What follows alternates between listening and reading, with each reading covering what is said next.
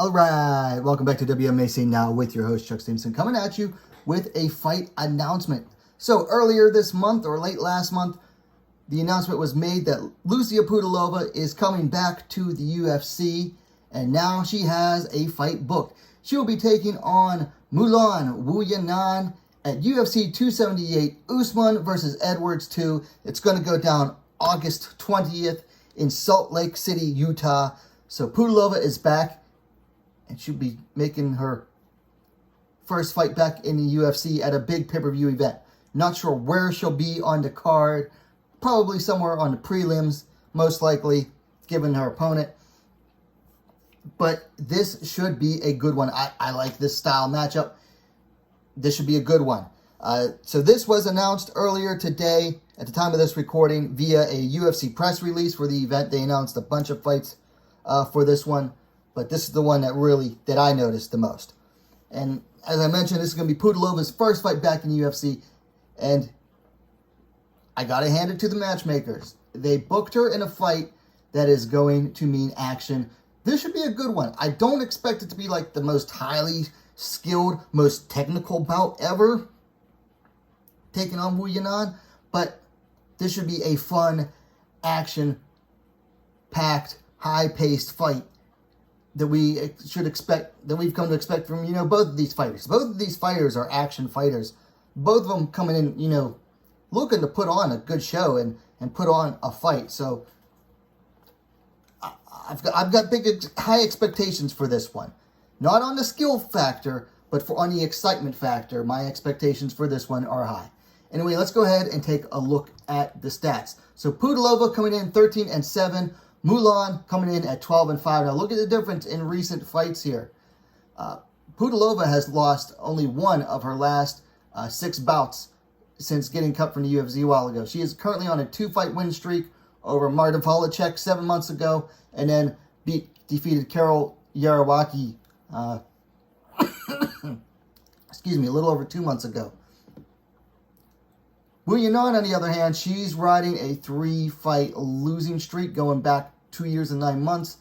Most recently, she lost to Jocelyn Edwards about a year and a half ago, and then her most recent fight was a decision loss to Maia Bueno Silva just over 2 months ago. So these two both fought right around the same time, like within 2 weeks of each other. So both are coming in off of about the same amount of time off. So neither can really complain about, coming in off of a long layoff.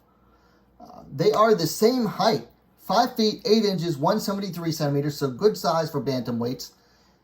Looks like Pudilova has a slightly longer reach here, 67.5 inches, 171 centimeters, to Wu's 66 inches, 168 centimeters. So as I was saying, I don't expect a high degree of skill to be shown in this bout. Neither of them are like the absolute best fighters in their division. In fact, far from it.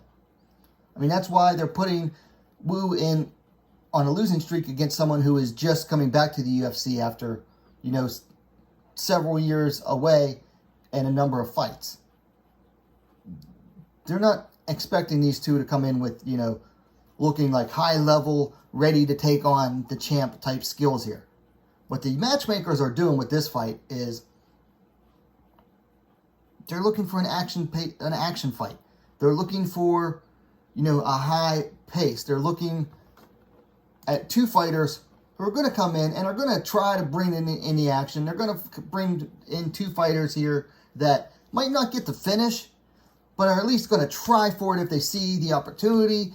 And they have two fighters that are just going to keep on working the entire bout and that have a history of exciting fights.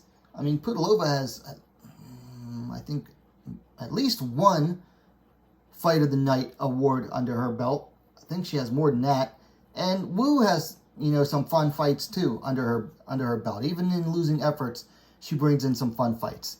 And I've talked about this before, but, Pudilova is like the definition of a TV fighter, in that you put her on a card, she's going to put on some entertaining bouts, and that's the type of fight you want. In fact, this is the type of fight that you put on the prelims of a pay-per-view in that they come in, they put on a fun, exciting bout on the prelims, and it gets people warmed up and ready to watch a pay-per-view event.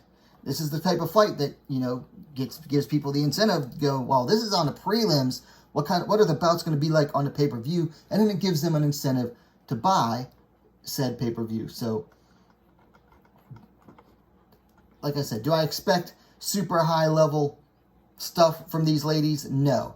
Do I expect each of them to come out, put forth an honest effort, and to keep fighting from bell to bell? Oh, most definitely. These two are going to go in. They're going to go at it. And I think they're going to put on a fun, exciting fight. So I'm really looking forward to this one. Anyway, those are my initial thoughts on this one. As we get closer to the fight, I'll probably try to talk about it more. But let me know your thoughts in the comments down below. If you liked the video, please give it a like, share it as well, spread the news. And while you're at it, don't forget to subscribe to Wmma Scene Now, the best, most complete women's mixed martial arts dedicated platform on YouTube. Thanks for watching.